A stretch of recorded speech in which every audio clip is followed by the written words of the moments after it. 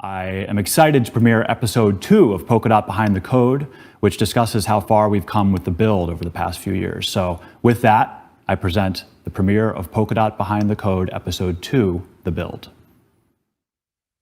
The other side is the development toolchain. I was always interested in continuing to build, to create. So I built the company that I want to work in. A company that's focused on helping the world get the best out of blockchain.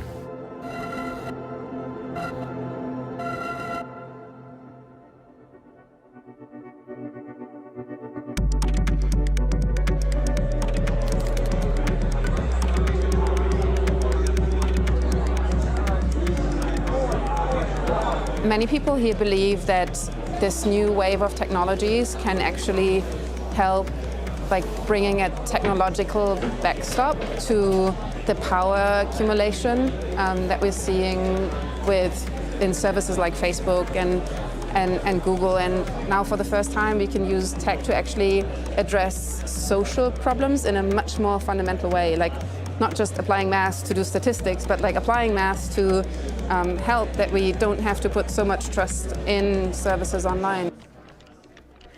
We have, I think, the best team in the ecosystem. So we don't use other people's technology, we create our own. And much of what we do is, if not strictly research, it's certainly substantial innovation. So we take research grade material and we turn ideas into products.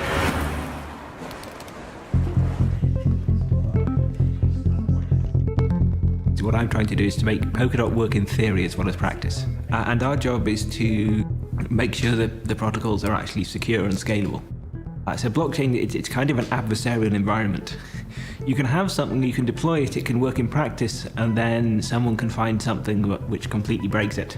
Then we kind of know that this block could be finalized. So you think of all the possibilities, you come up with one that works, you discuss it with other researchers, we try and poke holes or think of new ideas to improve it. Once we think we've got something good, we'll start talking to developers. And every now and again, us and various people from Parity will have some sort of retreat, and we'll get around to Blackboard and discuss all the open problems in Polkadot.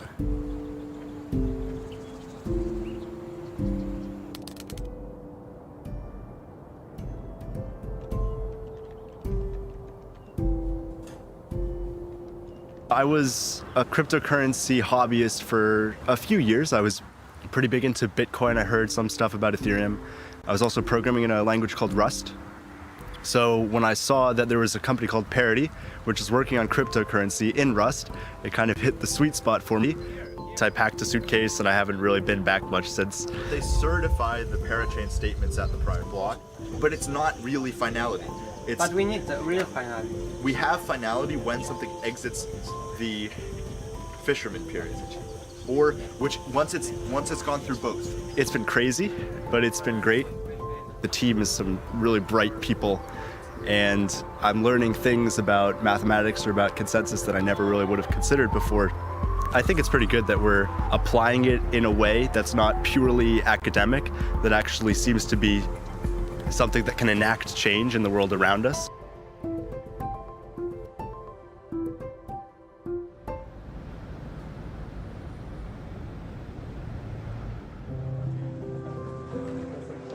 We want to build decentralized applications that will provide great user experience and functionality. In this new space, we have a lot of things are already being built, so there is a lot of components out there, but they're all very, very disjointed. So many teams are working in separation, so rather than building on top of each other's technology, they kind of reinvent every time the whole stack from scratch. There has been a lot of focus on just the protocols without thinking how they will be used in the end by the end users. In order to better coordinate ourselves, we need some sort of framework that will allow us to better see how they fit together. We built not only Polkadot, the Polkadot blockchain, but we also built a good blockchain framework for creating new blockchains. And in my mind, Substrate was always really key for Polkadot being successful. Polkadot, you might think of it as like a token or a blockchain, but actually What's very important is that Polkadot as an ecosystem has a really good, at least one really good framework for building new blockchains. Because Polkadot's only going to be successful if it's got a lot of successful blockchains working within it.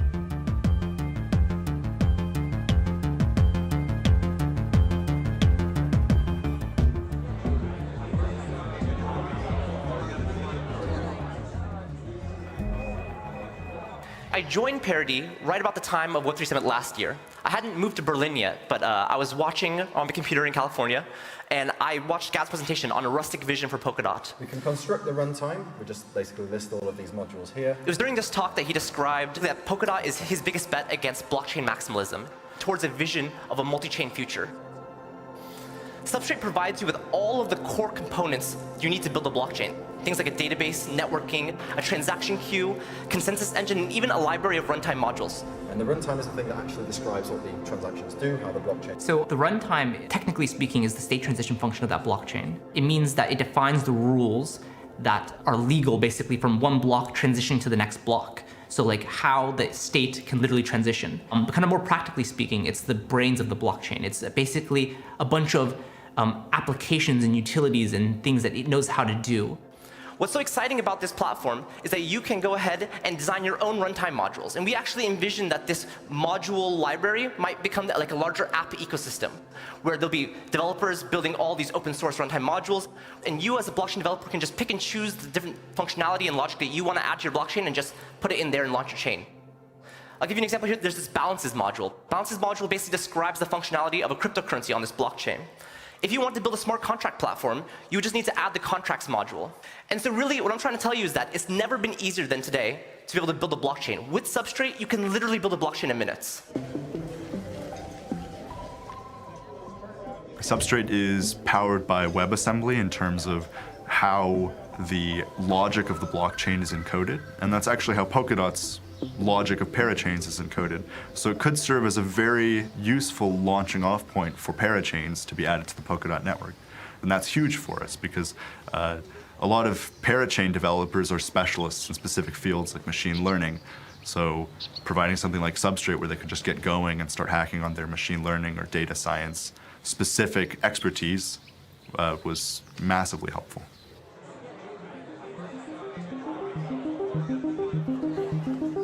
So what Substrate gives us is this little toolbox.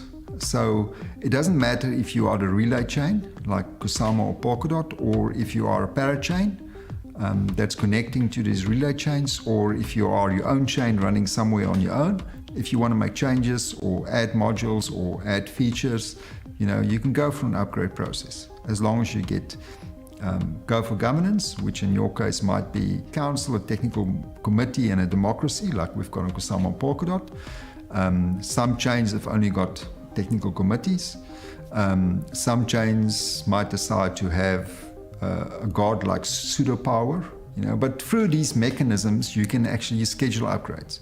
Polkadot evolved over time as initially an idea of like how to make it scalable and then how to make it easier to develop for developers. A bunch of the principles that Gav laid out in the Polkadot paper, and then basically what we learned along the way, in particular around the governance. The DAO was a pretty decisive moment, like for everybody. Like until then, there always was this tenet of like code is law. First of all, like anything that's written on a blockchain should like never be questioned, and how you deal with controversy in the ecosystem was one of the key things that led us to believe there is a need for governance, because hard fork just means the splitting of communities, and that can't be the answer to controversy. Like you need to bring people together, and this is how you do this, by establishing an explicit way of doing governance. It's really exciting. Software gets built, features gets added, it gets audited. Somebody in council proposes this upgrade, goes through a council process, goes through a democracy process, and now it sounds like work, but it's actually magic that sits behind it. The fact that you can actually make these changes, and like all of a sudden, all around the world where these nodes are running, from the one block to the next, they're running different versions of the software. It's really cool. So we're used these days to seamless upgrades when we have an app on our phones, like we just click a button, 3 seconds and it's done. But the user experience of a hard fork is something you can't sell to anyone if they are like reliant on an application. And so also from that perspective, like governance is to us like the answer of how to deal with the problem of software obsolescence and upgrading.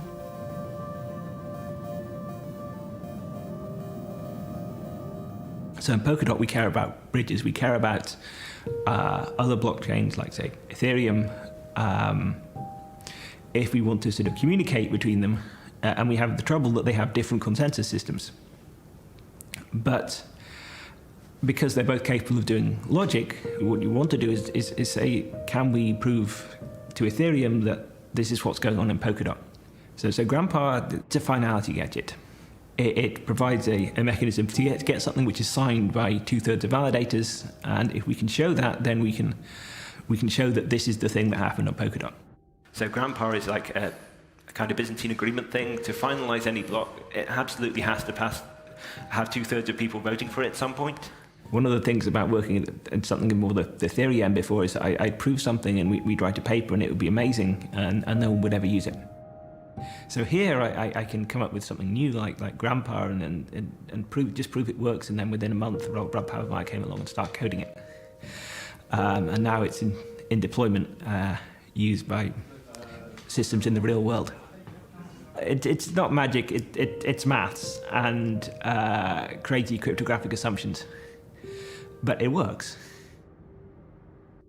For the specification, we don't care about how databases have to. The context of blockchain is still one that is innovating. We're still very slowly climbing up the ladder of sort of comprehension as to how it's going to affect things and how business and enterprise and indeed the economy of the world will change around it. We can compare it to the days of the computer as the computer progressed through the 80s and the 90s. It was very difficult to keep things compatible from one computer to the next. It means that newcomers to it don't want to invest too much in the current generation because they knew that the next generation is just around the corner and it will massively devalue and undermine any of their investment in the current generation. We don't need to make that trade-off between innovation and adoption. With Polkadot, we can have both, because we can have parachains, these independent blockchains under Polkadot, and if we want to innovate, we can add new independent chains that can still interoperate with the older variants. It means that there's an upgrade path so that when the next generation, the latest and greatest, comes along, there's a way that you can move over to it, there's a way that you can use it. You're not stuck out in the cold on your previous generation. Really, it's 1969 and we're trying to land on the moon here. There's this huge early technology, very, very difficult. Let's zoom out and look at the big picture. What do you think are the real advantages of decentralization? We all, I mean, who of you has had their data stolen or leaked at some point? Totally. So, I mean, this is really, these issues will become much bigger, and what we hope to build is basically the infrastructure for having a much safer decentral web. Gavin. I think this is one of the reasons why Bitcoin actually sort of was a real zeitgeist, in that, you know, people felt, at least the technologically minded ones, but I think increasingly more sort of mainstream people are of the opinion that they don't need to trust the central bank or politicians or systems that are fairly obscure and opaque. They can actually use something that is more or less the same as the cash in their pocket or the notion of gold. That, I think, is part of the whole sort of notion of blockchain and crypto and what it's delivering. Decentralization is sort of a means of delivering it. So it's going to be an interesting 5 or 10 years. I'm very excited about what Gav is working on. I've known Gav for a long time, and I think he's just one of the great minds in the space. If we head to the part of the code base. We are a diversified investment fund that invests exclusively in blockchain protocols. We manage $200 million, and we have backing from Andreessen Horowitz, Sequoia Capital, Union Square Ventures and the Founders Fund, among others. I think that for the first time, there's enough users broadly in the cryptocurrency space to start making smart contract-based businesses viable. I think we're going to see more and more decentralized corporate structures where capital can be coordinated from all around the world using blockchains. And that whole new kind of financial system is all totally interoperable, permissionless, and extensible. Once we get to scalable systems that can handle the kind of traffic that you might see on a service like Facebook, then we can start building those user-facing applications and financial services that actually are very useful for the average person. The reason that I'm so interested in cryptocurrency as an investor is that, to me, a lot of the work here is bootstrapping monetary systems from zero in a totally open source way, where it's opt-in and interoperable and permissionless, so anyone can build anything they'd like. To me, if it plays out the way I think many of us in this room think it will, it's likely to be the greatest investment opportunity humanity will see in this era, definitely in my lifetime. There are maybe something like 15 million users of, say, Bitcoin. If you start a new blockchain in the pre-Polkadot world, you have to get those users to opt into your new blockchain in order to gain that functionality. In the post-Polkadot world, what will be possible is for that blockchain to immediately tap into that user base of an existing blockchain. This just means that new ideas can scale much, much faster. It almost facilitates a sort of exponential growth curve. The ecosystem is developing really nicely. We got 250 projects underway, 100 teams building chains and substrate, and about half of those are trying to get a parachain slot.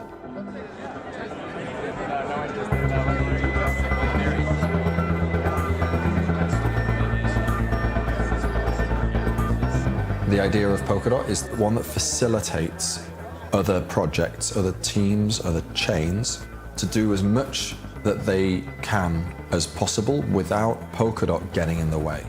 Operating independently but able to communicate with each other. Celebrating the fact that there are many chains rather than trying to force everything in under one chain and one economy. I think that's probably the most powerful bit of ethos that Polkadot has.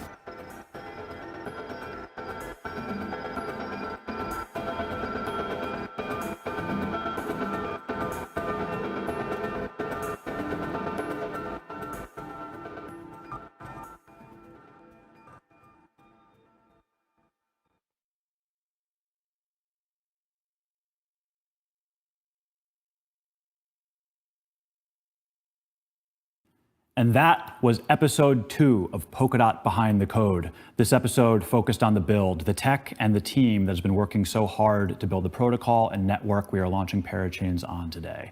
Episode 1, which many of you may have seen, featured Gav talking about the idea of Polkadot and where the inspiration for the protocol came from. Episode 3, which is currently in filming, is going to be called The Community, diving into the stories of parachain and tooling developers, builders and businesses, ambassadors and allies across the world.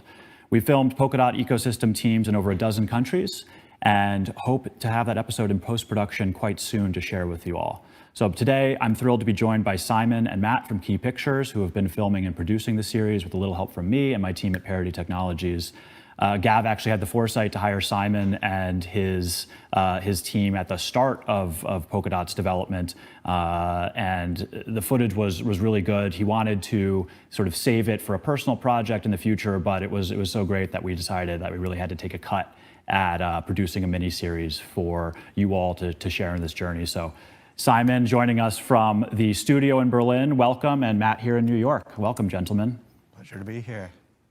Thank you. Pleasure to be here. Great to see you. Great to see you all set up in New York. Yeah, Simon and Matt are actually also helping us produce Decoded today, so appreciate the help from you and your team and Jiva in London. So we've certainly stepped up the production quality this time from my living room, where there was a 720p webcam mounted on a ladder in front of me. Simon, first off, you've known Gav for quite a while, so why don't you tell us a bit about your story there? Yeah, basically I've known Gav since I was 11, 12 years old. We were kind of really good childhood friends. And yeah, Gavin actually used to act in the films we used to make together. I have some great footage of him as like a 14-year-old programming on his Amiga 500, which one day will be released to the world, hopefully. Yeah, and then basically, so we kept in touch over the years, and then as it turned out in 2017, Gav got in touch with me and was like, "Oh, are you still making films?" And I was like, "Yeah, that's still what I'm doing." And he was like, "Oh," it turned out that we actually were both in Berlin without knowing that we were each living there. So we kind of met up as soon as we could for a beer. And yeah, Gavin told me what he'd been up to, and with Ethereum, first of all, and then with these kind of new plans for Polkadot. And to be honest, I hadn't heard much about blockchain before, so it was a kind of entirely new subject for me. But I could sort of see when I saw Gavin again, it was like, wow, he's still got that kind of childhood kind of curiosity and idealism for creating something. And I was kind of, that made me curious in itself, just kind of seeing Gavin like that again was brilliant, really, to see. And then, yeah, he invited me along to the first Polkadot meetup in Ibiza in 2017. And then I met lots of other people, this great sort of team that Gav had assembled, of often really young guys and young women as well, who were all just enthusiastic about blockchain as he was, and quite idealistic about it, kind of changing things and disrupting existing kind of ways of human interaction and ways of gathering and sharing, I guess, data and knowledge. So from there, it kind of developed into, actually I developed it into a TV series that was about the wider blockchain technology. But over that period from sort of 2017, we kept kind of filming every 6 months specifically with the sort of Polkadot development and project, because it was just such sort of a standout project. And yeah, also because of the personal relationship, I wanted to see how Gav developed. And it's kind of just grown from there. Yeah, you said the other day that when you were producing this Crypto Kingdom series that you mentioned that Gav was featured in, it was like way before any development work had actually started happening on Polkadot, but it was very clear to you that he had basically built the whole thing in his head already. You've had a bit of a privileged role, right? Like you said, sort of being able to have a bird's eye view and be able to sit down with folks like Rob, young Rob, as we saw in this last episode, and sort of see him grow up alongside the protocol. What's that been like, the experience, like you said, sort of like living this with people, the people building the protocol? Well, it's been pretty amazing, really, to see those guys develop. And I guess, I think the thing is they were everybody sort of involved has still, from the outset, had pretty strong convictions. So I'd say, like you were saying, it's just, from when I met Gavin. In fact, I interviewed him at one point, and he was like, "Oh, Polkadot's already kind of theoretically proved," and he was already thinking about how it can develop into the next thing. And they're kind of thinking way ahead, but then obviously they've got to do the coding and catch up with it. But then to see the develop from this kind of startup now to a company, and then putting this out there, and then other people building on it, it's pretty amazing. Yeah, I mean, Rob particularly was like, meeting him and that kind of footage of him there in Ibiza, like by the pool, that kind of summed up Ibiza. It was like, I got there, this beautiful villa, amazing weather, and then there's a load of people just sitting on their laptops coding, kind of oblivious to what's around them.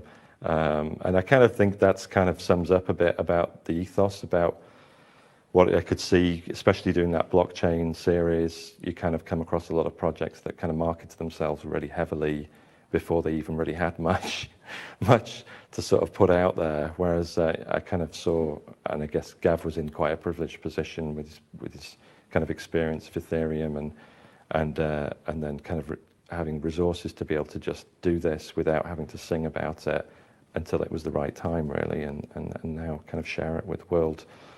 But very thankful to have all this footage. Great. Matt, you've been working pretty hard filming some of the community projects for this episode 3. you've spoken to a lot of people so far. Anything that's really stuck out? And then maybe if you wanted to go into some of the challenges associated with filming in the last couple months to a year. Sure. I mean, I think a lot of that ethos that Simon was talking about, specifically in Ibiza and Tenerife, that he saw with that early build of Polkadot, really translates to a lot of the companies and people that I've been speaking to for episode 3. It's really about community first and building this ecosystem as a community. And that's been shared across the board. So I've spoken to ChainSafe in Toronto, and I spoke to a community ambassador in Toronto. And I guess also the diversity that's coming up with the ecosystem as well. You're kind of seeing it early days in this idea of a potential for growth and for diversity, and now it's coming to fruition.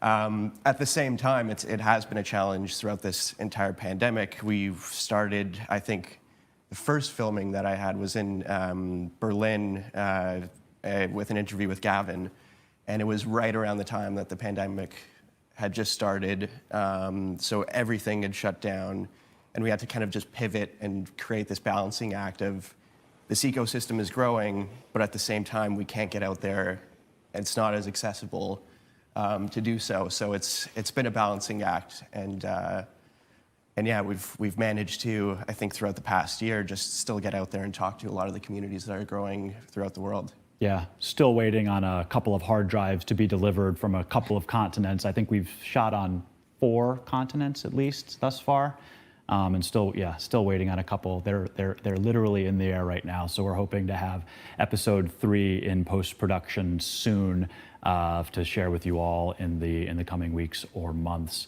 Gentlemen, really appreciate you both being here today and the work that you've done helping us tell the story of Polkadot. It's an incredibly complex protocol, and having resources like this to be able to share with the community and tell the story in a really concise way has been, I think, exceptionally helpful for a lot of people. So appreciate you both for being here today.